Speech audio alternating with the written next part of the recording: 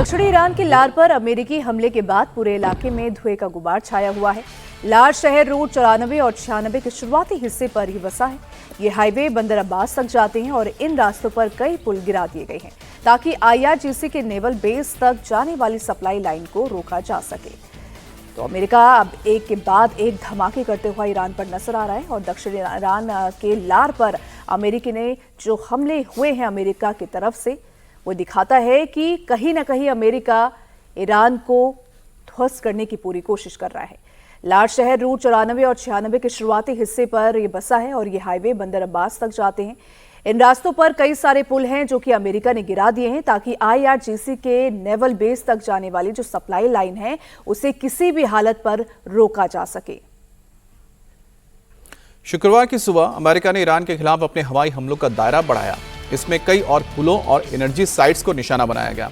Iran के चाबार के शहीद लंतरी पोर्ट के सर्विलांस टावर को गिरा दिया गया। अब ये चाबार पोर्ट जो बिल्कुल ही दक्षिण में मौजूद है और साथ ही पाकिस्तान की सीमा से बहुत ही करीब है और ग्वादर पोर्ट के करीब ये चाबार पोर्ट मौजूद है। और इस पोर्ट पर दोनों ही तरह की फैसिलिटीज़ हैं, जहां पर कमर्शियल भी इस्तेमाल होता है और साथ ही साथ यहां पर IRGC का भी बेस बना हुआ है और इसके ज़रिए अरब सागर के उत्तरी हिस्से में और साथ ही ओमान की खाड़ी के ऊपर भी हमले होते हैं। अब यहीं से जो जहाज़ें गुजरती है उनके ऊपर टारगेट किया जाता है और यही वजह कि चाबार के पास मौजूद यहाँ पर जो टावर था, कम्युनिकेशन टावर था, जिसके ज़रिए IRGC की नेवी और IRGC की जो तमाम फोर्सेज हैं आपस में जो संवाद करते थे उसको ही तोड़ दिया गया, उसको ही उड़ा दिया गया है ताकि किसी तरह का कम्युनिकेशन इनके बीच में ना रहे। वहीं शुक्रवार की रात अमेरिका ने ईरान के दक्षिणी होर्मुज गन प्रांत पर जोरदार हमला किया है। हाईवे और रेलवे पुलों पर किए गए इन हमलों का मकसद ईरान के मुख्य बंदरगाह बंदर अब्बास का संपर्क देश के मध्य इलाके और राजधानी तेहरान तक जाने वाली सड़कों से काटना है। इन हमलों में कम से कम 7 लोगों की मौत की खबर है। तो वहीं ये हमले हॉर्मुज स्ट्रेट के पास ईरान के तटीय शहर बंदर खमीर पर किए गए हैं। तो अमेरिका ने लगातार कई रातों तक ईरान के अलग अलग सैन्य और बुनियादी ढांचों पर ताबड़तोड़ हवाई हमले किए हैं और अब ईरान के दक्षिणी होर्मुज गन प्रांत पर जोरदार हमला किया है।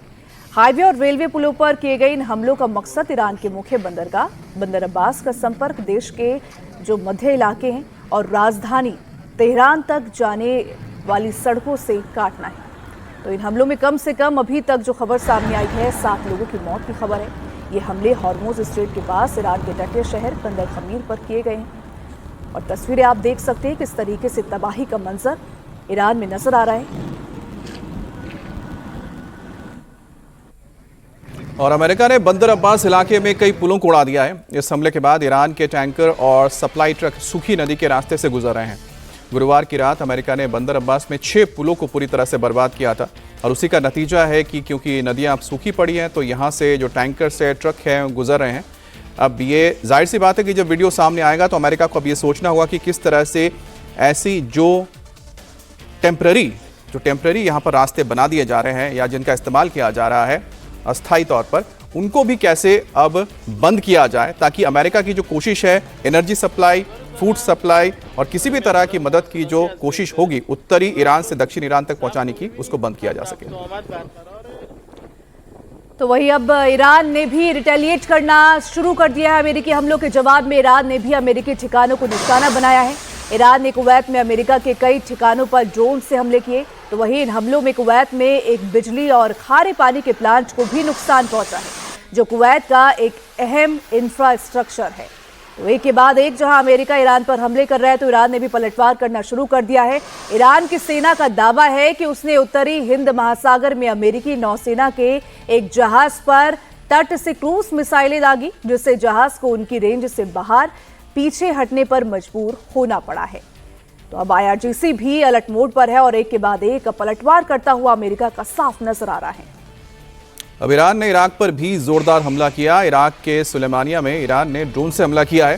फरवरी से ईरान ने इस ठिकाने पर कई बार हमले किए लेकिन इसे कभी भी पूरी तरह से तबाह नहीं कर पाया है। तो एक बार फिर से जब संघर्ष की शुरुआत हुई है तो ईरान की ओर से या फिर ईरान की जो मिलिशिया मौजूद है इराक में, उनकी ओर से ये हमले किए जा रहे हैं अमेरिकी बेसिस पर।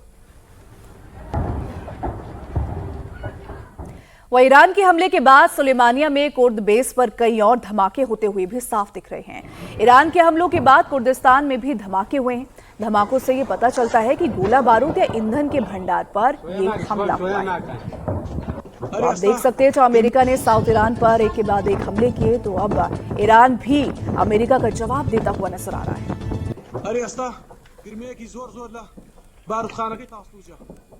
अब इराक के साथ ही ईरान ने जॉर्डन पर भी मिसाइल से हमला किया है। बताया जा रहा है कि इन हमलों में यूएस जॉर्डन बेस तबाह हुआ है। जिस वक्त ये हमला हुआ वहां भारी संख्या में सैनिक भी मौजूद थे।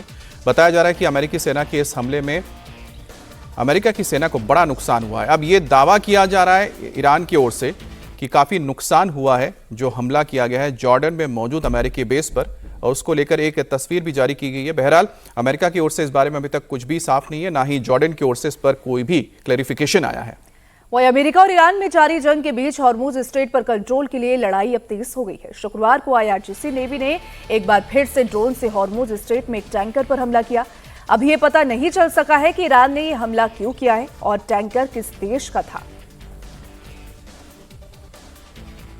अब ईरान के सर्वोच्च नेता के वरिष्ठ सलाहकार मोहसिन रेजाई ने कहा है कि अगर अमेरिका 2-3 दिन और हमले जारी रखता है तो ईरान पूरी तरह से आक्रामक कार्रवाई करेगा। اگر در 2-3 روز آینده آمریکایی‌ها جنگ رو ادامه بدن وارد مرحله تهاجمی و انهدامی کامل خواهیم شد. یعنی چی؟ یعنی دیگه مقابله به مصر رو اکتفا نمی‌کنه. هیچ مرز سیاسی در مقابل نیروهای تهاجمی ایران دیگه امنیت ندارن.